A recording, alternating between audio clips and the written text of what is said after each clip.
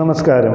ഇന്ന് ഞാൻ നിങ്ങളുടെ മുമ്പിൽ കൊണ്ടുവരുന്നത് ലാജോ ജോസിൻ്റെ പുതിയൊരു പുസ്തകമാണ്, ഹൈഡ്രേഞ്ചിയ. അദ്ദേഹത്തിൻ്റെ കോഫി ഹൗസ് എന്ന നോവൽ വായിച്ചവർക്ക് എല്ലാവർക്കും പരിചയമുള്ളൊരു നായികയാണ് എസ്തർ ഇമ്മാനുവൽ. ആ എസ്തർ ഇമ്മാനുവലിൻ്റെ രണ്ടാമത്തെ ഒരു അന്വേഷണം അല്ലെങ്കിൽ രണ്ടാമത്തെ ഒരു യാത്രയാണ് ഹൈഡ്രേഞ്ചിയ എന്നുള്ളൊരു ഈ പുസ്തകത്തിൽ. എസ്തർ ഇമ്മാനുവൽ പത്രപ്രവർത്തകയായി ജോലി ചെയ്യുന്ന ഒരു വ്യക്തിയായിരുന്നു എന്ന് നമ്മൾ കോഫി ഹൗസിൽ വായിച്ചു. ആ കഥയുടെ അവസാന ഭാഗത്തിൽ എസ്തർ പത്രം ഓഫീസിൽ നിന്ന് രാജിവെച്ചിറങ്ങുന്നതൊക്കെ നമുക്ക് കാണാൻ കഴിയും. എന്നാൽ ഈ പുസ്തകത്തിലോട്ട് എത്തുമ്പോൾ പത്രപ്രവർത്തകയായിരുന്ന എസ്തർ പിന്നീട് ഒരു കുറ്റാന്വേഷണ ഏജൻസിയിൽ അല്ലെങ്കിൽ ഒരു ഡിറ്റക്റ്റീവ് ഏജൻസിയിൽ ജോയിൻ ചെയ്യുകയും തുടർന്ന് വരുന്ന ഒരു അന്വേഷണവും ഒക്കെയാണ് ഈ പുസ്തകത്തിലോട്ട് എത്തുന്നത്.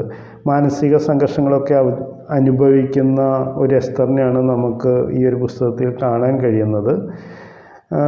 ട്രീറ്റ്മെൻറ്റും മറ്റു കാര്യങ്ങളൊക്കെ ആയിട്ട് മുന്നോട്ട് പോകുന്നു. അതിൻ്റെ ഒപ്പം തന്നെ പുതിയ ജോലി കിട്ടുന്നു, പുതിയ ആളുകളെ പരിചയപ്പെടുന്നു, പിന്നീടുണ്ടാവുന്ന അന്വേഷണങ്ങളും ആ ഒരു യാത്രയുമൊക്കെ വളരെ രസകരമായി തന്നെ ലാജോ ജോസ് പറഞ്ഞു പോകുന്നുണ്ട്. ആദ്യത്തെ 1-2 പേജുകൾ വായിക്കുമ്പോൾ തന്നെ നമ്മൾ വളരെ എക്സൈറ്റ്മെൻറ്റിലോട്ട് ചെല്ലുന്നു. പിന്നീട് പതുക്കെ എസ്തറിൻ്റെ ജീവിതത്തിലോട്ട് ചെല്ലുന്നു. എസ്തറും അപർണയുമായിട്ടുള്ള ഇൻട്രാക്ഷൻ, എസ്തർ പുതിയൊരു സ്ഥലത്തോട്ട് എത്തിപ്പെടുകയും പുതിയൊരു അന്വേഷണ ഏജൻസിയിൽ എത്തിപ്പെടുകയും അവിടുത്തെ ഒരു പുതിയൊരു കേസും ഒക്കെ ആയിട്ട് മുന്നോട്ട് പോകുന്നതായിട്ടാണ്. വളരെ പതിഞ്ഞ താളത്തിൽ തുടങ്ങുന്ന ഒരു കഥ പിന്നെ നമ്മളെ എക്സൈറ്റ് ചെയ്യിച്ചെത്തുന്നത് ആ ഒരു കൊലയാളിയെ കാണിക്കുന്ന സമയത്താണ്. ആ കൊലയാളി എങ്ങനെയാണ് കൊല നടത്തുന്നതെന്നും അതിൻ്റെ രീതികളും ഒക്കെ നമ്മളെ വളരെ എക്സൈറ്റ് ചെയ്യിച്ച് മുന്നോട്ട് കൊണ്ടുപോകും. പിന്നീട് നമ്മളത് മനസ്സിലാക്കും, അതൊരു സീരിയൽ കില്ലറാണ് എന്നൊക്കെ നമുക്ക് മനസ്സിലാക്കി പിന്നീട് വരുന്ന അന്വേഷണമാണ് നമ്മളെ കഥയിൽ പിടിച്ചിരുത്തുന്നത്. ആ ഒരു കുറ്റാന്വേഷണ കഥ എന്ന് പറഞ്ഞു കഴിഞ്ഞാൽ അതൊരു ക്യാറ്റ് ആൻഡ് മൗസ് പ്ലേ പോലെയാണ് എനിക്ക് തോന്നിയത്. ഒരു സൈഡിലെ കുറ്റവാളിയുടെ ആംഗിളിൽ നിന്ന് കാര്യങ്ങൾ പറയുമ്പോൾ അപ്പുറത്ത് പോലീസുകാരും മറ്റ് ഡിറ്റക്റ്റീവ് ഏജൻസികളും ആ കുറ്റവാളിയെ അന്വേഷിച്ചു പോകുന്നതൊക്കെ വളരെ ഭംഗിയായി തന്നെ അവതരിപ്പിച്ചിരിക്കുന്നു. കാരണം കൊലയാളി വളരെ അപ്ഡേറ്റഡ് ആയിട്ടും എല്ലാ കാര്യങ്ങളും അറിയുന്ന വളരെ കോൺഫിഡൻ്റ് ആയൊരു കൊലയാളിയാണ് ആദ്യ ഭാഗങ്ങളിൽ നമുക്ക് കാണാൻ കഴിയുന്നത്. പിന്നീട് ആ കഥ നല്ല രസകരമായി പറഞ്ഞു പോകുന്നു, നമ്മളെ ആകാംക്ഷയുടെ മുൾമുനയിൽ നിർത്തുന്നു. നമുക്ക് ആ താളുകൾ പുസ്തകം പകുതി വെച്ച് നിർത്താനൊന്നും നമുക്ക് തോന്നുകയില്ല. നമ്മളൊരു സിനിമ കാണുന്ന അല്ലെങ്കിൽ ഒരു ക്രൈം ത്രില്ലറിൻ്റെ അങ്ങ് തീവ്രമായ അനുഭവങ്ങളിലൂടെ നമ്മൾ മുന്നോട്ട് പോവുകയാണ്. നമുക്കത് വായിച്ച് തന്നെ അനുഭവിച്ചറിയേണ്ടതായിട്ട് വരുന്നു. നമ്മൾ ആ കഥയിൽ ലയിച്ചു പോകുന്നു. ചിലപ്പോൾ നമ്മുടെ ചുറ്റുവട്ടത്ത് രാത്രി ഒറ്റയ്ക്കൊക്കെ ഇരുന്നാണ് അത് വായിക്കുന്നതെങ്കിൽ നമ്മൾ നമ്മുടെ ചുറ്റുവട്ടത്തെയൊക്കെ വീക്ഷിച്ചിട്ട് ഭയപ്പെടുന്ന ഒരു സാഹചര്യം വരെ എത്തുന്നുണ്ട്. അത്രയ്ക്കും തീവ്രമായി തന്നെയാണ് ആ കഥ മധ്യഭാഗങ്ങളിലൊക്കെ പറഞ്ഞു പോകുന്നത്. ഇങ്ങനെ രസകരമായി പറഞ്ഞു പോകുന്നൊരു കഥ അതിൻ്റെ താളം തെറ്റുന്നത് എവിടെയാണെന്ന് വെച്ച് കഴിഞ്ഞാൽ കൊലയാളി പതറുന്ന സമയം മുതൽ നമുക്ക് ആ കഥയുടെ ഗ്രിപ്പ് കുറയുന്നതായിട്ട് നമുക്ക് ഫീൽ ചെയ്യുന്നുണ്ട്. പിന്നീട് കഥയുടെ അവസാന ഭാഗത്തോട്ട് എത്തിക്കഴിയുമ്പോഴത്തേക്കും എഴുത്തുകാരൻ ഒരു കൺഫ്യൂഷൻ അനുഭവിക്കുന്നത് നമുക്ക് മനസ്സിലാകും. ഇതെവിടെ കൊണ്ടുപോയി അവസാനിപ്പിക്കും, എങ്ങനെ അവസാനിപ്പിക്കും എന്നുള്ളൊരു കൺഫ്യൂഷൻസൊക്കെ നമുക്കും തോന്നും. പിന്നീട് നമ്മുടെ പ്രതീക്ഷയ്ക്കൊത്ത് എത്തുന്നൊരു ക്ലൈമാക്സ് ഒന്നും അല്ല.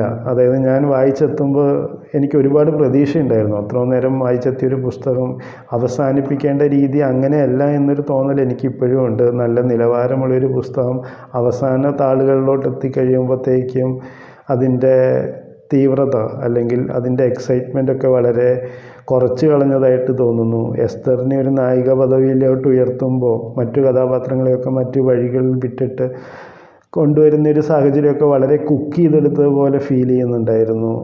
എങ്കിലും ലാജോ ജോസ് വളരെ ഭംഗിയായി തന്നെ അത് അവതരിപ്പിച്ചിട്ടുണ്ട്. പക്ഷേ എൻ്റെ പ്രതീക്ഷയ്ക്കൊത്ത് അവസാന ഭാഗങ്ങൾ ഉയർന്നില്ല എന്നുള്ളതാണ്. എങ്കിലും ഈ പുസ്തകത്തിൻ്റെ ആസ്വാദനത്തെ അത് ഒട്ടും ബാധിക്കുന്നില്ല. കാരണം ഒരു കുറ്റാന്വേഷണ നോവലിൻ്റെ പ്രധാന ഉദ്ദേശം നമ്മളെ അത് പിടിച്ചിരുത്തി വായിപ്പിക്കുക എന്നുള്ളതാണെങ്കിൽ ഈ പുസ്തകം അത് നിറവേറ്റുന്നുണ്ട്, വളരെ ഭംഗിയായി തന്നെ നിറവേറ്റുന്നുണ്ട്. അവസാന ഭാഗത്തെ ക്ലൈമാക്സിലെ കല്ലുകടികളൊക്കെ ഒഴിവാക്കി കഴിഞ്ഞാൽ വളരെ മികച്ചൊരു വായനാനുഭവമായിരുന്നു ഈ ഒരു പുസ്തകം. പിന്നീട് ഈ പുസ്തകത്തിൻ്റെ ഒരു പോരായ്മയായിട്ട് എനിക്ക് തോന്നിയത് പലപ്പോഴും ബിൽഡ് ചെയ്ത് കൊണ്ടുവന്ന പല കഥാപാത്രങ്ങളെയും വഴിയിൽ ഉപേക്ഷിച്ച് കളഞ്ഞതായിട്ട് തോന്നുന്നു. അവർക്ക് പ്രോപ്പറായിട്ടൊരു എൻഡിങ് കൊടുത്തിട്ടൊന്നുമില്ല. പിന്നെ നമുക്കത് ഗസ് ചെയ്തെടുക്കാം. കഥയിൽ ആവശ്യമില്ലാത്ത പല വഴിയിലൂടെയും അന്വേഷണ ഉദ്യോഗസ്ഥരും എസ്തറും ഒക്കെ യാത്ര ചെയ്യുന്നുണ്ട്. അതൊക്കെ വളരെ അനാവശ്യമായിരുന്നു എന്നെനിക്ക് തോന്നുന്നുണ്ട്. കാരണം ഈ കഥ പറഞ്ഞു പോകണമെങ്കിൽ നമ്മൾ ആ വഴികളിലൂടെയൊക്കെ യാത്ര ചെയ്യേണ്ട ആവശ്യമുള്ളതായിട്ട് എനിക്ക് തോന്നുന്നില്ല. കഥയെ ഗ്രിപ്പ് കുറയ്ക്കാനായിട്ട് കാരണമായത് മറ്റു വഴികളിലൂടെയുള്ള അന്വേഷണങ്ങളും യാത്രകളും ഒക്കെയാണ്.